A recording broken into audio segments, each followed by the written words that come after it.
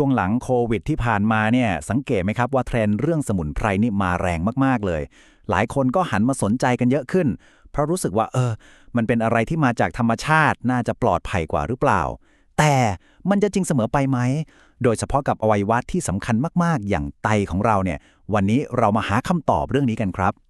คือความเชื่อที่ว่าอะไรที่มาจากธรรมชาติเนี่ยอย่างพวกสมุนไพรต่างๆย่อมปลอดภัยกว่ายาแผนปัจจุบันเป็นความคิดที่แพร่หลายมากๆเลยนะครับแต่ในความเป็นจริงแล้วความเชื่อนี้อาจจะไม่จริงเสมอไปโดยเฉพาะอย่างยิ่งกับไตของเราที่ต้องทำงานหนักกรองของเสียทุกวันเลยนี่แหละครับคือคำถามสำคัญของเรื่องนี้เลยว่าคำว่าธรรมชาติมันเท่ากับคำว่าปลอดภัยจริงๆหรือเปล่าโดยเฉพาะเมื่อมันเกี่ยวกับสุขภาพไตของเราโดยตรงโอเคครับเรามาเริ่มกันที่ความเชื่อเรื่องการรักษาให้หายขาดกันก่อนเลยดีกว่าในวงการแพทย์เขามองเรื่องนี้กันยังไงกับคำกล่าวอ้างที่ว่าสมุนไพรบางตัวเนี่ยสามารถรักษาโรคไตได้มาดูกันครับเรื่องนี้เนี่ยสมาคมโรคไตแห่งประเทศไทยเขาให้คำตอบไว้ชัดเจนเลยนะครับว่าปัจจุบันยังไม่พบสมุนไพรและผลิตภัณฑ์เสริมอาหารใดๆที่มีหลักฐานเพียงพอที่จะพิสูจน์ได้ว่าสามารถรักษาโรคไตอย่างได้มั่นใจโหเรียกว่าดับฝันเรื่องยามหัศจรรย์กันตั้งแต่ต้นทางเลยครับคือต้องทำความเข้าใจก่อนว่าเป้าหมายหลักของการรักษาโรคไตในปัจจุบันเนี่ยคือการชะลอความเสื่อมของไตให้มันช้าที่สุดเท่าที่จะทำได้ไม่ใช่การรักษาให้หายขาดนะครับซึ่งมันก็ยิ่งตอกย้ำเข้าไปอีกว่ายังไม่มีสมุนไพรตัวไหนที่พิสูจน์ได้ว่าทำแบบนั้นได้จริงๆแล้วนอกจากจะยังไม่มีหลักฐานว่ารักษาได้แล้วเนี่ยสมุนไพรบางชนิดก็อาจจะมาพร้อมกับสิ่งที่เรียกว่าสีภัยเงียบที่ซ่อนอยู่ด้วยซึ่งเป็นเรื่องที่เราต้องระวังกันเป็นพิเศษเลยครับความเสี่ยงหลักๆมีอยู่4อย่างด้วยกันครับอย่างแรกเลยคือบางตัวมันมีพิษต่อไตโดยตรง2คืออาจจะมีการปนเปื้อนของพวกโลหะหนัก3คือการปลอมปนยาแผนปัจจุบันอย่างพวกสเตียรอยด์หรือยาแก้ปวดและ4คือมันอาจไปตีกับยาอื่นที่กินอยู่ทำให้อันตรายได้ครับยกตัวอย่างที่เห็นภาพชัดสุดๆเลยก็คือถังเช่านี่แหละครับ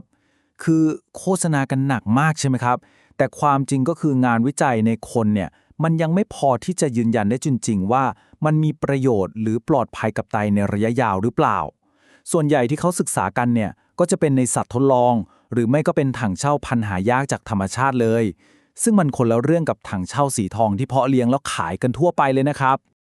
เอาล่ะครับทีนี้ลองมาดูตัวอย่างของใกล้ๆตัวเรากันบ้างที่หลายคนอาจจะคาดไม่ถึงเลยว่ามันส่งผลเสียต่อไตได้รุนแรงเหมือนกัน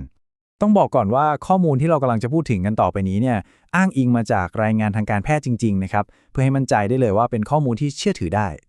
ดูสิครับมีแต่ของที่คุ้นๆทั้งนั้นเลยอย่างมะเฟืองเนี่ยมีกรดออกซาลิกสูงมากจนอาจทำให้ไตวายเฉียบพลันได้เลยหรือชะเอมเทศที่อาจทำให้ความดันสูงแล้วก็เป็นพิษต่อไตได้แล้วก็น้ำลูกยอที่มีโพแทสเซียมสูงปรี๊ดซึ่งอันตรายมากๆสำหรับคนที่เป็นโรคไตอยู่แล้วที่น่ากลัวกว่านั้นคืออะไรทราบไหมครับมีรายงานเคสจริงๆเลยนะว่าแค่ดื่มน้ำมะเฟืองคั้นสดๆเนี่ยแค่100 ซีซีหรือไม่ถึงครึ่งแก้วดีด้วยซ้ำก็สามารถทำให้เกิดภาวะไตวายเฉียบพลันได้แล้วโหมันใกล้ตัวกว่าที่เราคิดไว้เยอะมากๆเลยนะครับเอาละครับหลังจากที่เราพูดถึงความเสี่ยงกันมาพอสมควรแล้ว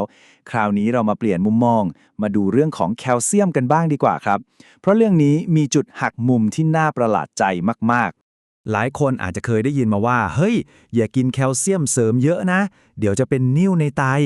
แต่ความจริงทางวิทยาศาสตร์กลับตรงกันข้ามเลยครับกลายเป็นว่าการกินแคลเซียมเพราะมื้ออาหารเนี่ยกลับช่วยลดความเสี่ยงการเกิดนิ่วได้ซะงั้นเพราะว่าอะไรเพราะตัวการที่แท้จริงของนิ่วในไตส่วนใหญ่มันคือสารที่ชื่อว่าออกซาเลตครับซึ่งสารตัวนี้เนี่ยพบเยอะในผักใบเขียวเข้มอย่างพวกผักโขมหรือใบชะพูอะไรแบบนี้กลไกของมันก็คือพอเรากินแคลเซียมเข้าไปพร้อมอาหารใช่ไหมครับแคลเซียมมันก็จะไปดักจับกับออกซาเลตในลำไส้เลยแล้วก็พากันขับออกทางอุจจาระไปไม่ให้มันถูกดูดซึมเข้าไปตกตะกอนที่ไตเห็นไหมครับว่าวิทยาศาสตร์เนี่ยมันหักล้างความเชื่อเดิมๆได้อย่างสิ้นเชิงเลยพอได้รู้ทั้งความเสี่ยงและข้อเท็จจริงที่น่าทึ่งกันไปแล้วคราวนี้ก็มาถึงส่วนที่สำคัญที่สุดครับแล้วเราควรจะดูแลไตของเรายังไงให้ปลอดภัยที่สุดล่ะสรุปง่ายๆเลยนะครับสิ่งสำคัญที่สุดคือ 1. ต้องปรึกษาแพทย์หรือเภสัชกรทุกครั้งก่อนจะกินอะไร 2. เลือกผลิตภัณฑ์ที่ได้มาตรฐานมีฉลากชัดเจน 3. สมุนไพรที่เป็นอาหารอย่างขิงขมิ้นกระเทียมก็ใช้แค่ในการปรุงอาหารปกติก็พอและที่สำคัญมากๆเลยคืออย่าดื่มชาสมุนไพรเข้มข้นแทนน้ำเด็ดขาดสุดท้ายคือหมั่นไปตรวจสุขภาพเช็คค่าไตเป็นประจำครับนี่คือวิธีที่ดีที่สุดเลย เห็นไหมครับว่าแค่เรื่องแคลเซียมกับนิ่วในไตก็ทำให้เรารู้แล้วว่าข้อมูลสุขภาพเนี่ยมันมีอะไรใหม่ๆให้เรียนรู้และเปลี่ยนแปลงได้ตลอดเวลาก็เลยอยากจะทิ้งท้ายด้วยคำถามชวนคิดครับว่าแล้วข้อเท็จจริงด้านสุขภาพเรื่องต่อไปที่เราควรจะตั้งคำถามกับมันคือเรื่องอะไร